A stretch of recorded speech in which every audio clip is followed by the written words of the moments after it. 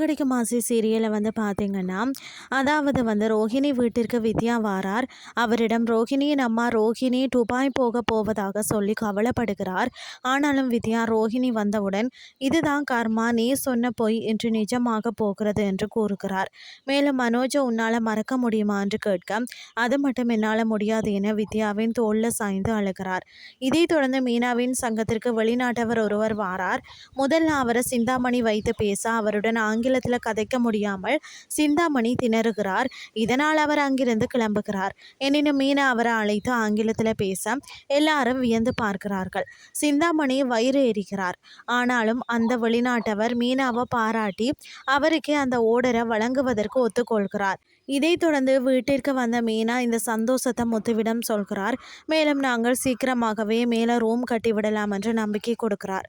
இதுதான் இன்றைய நாளுக்கான எபிசோட்.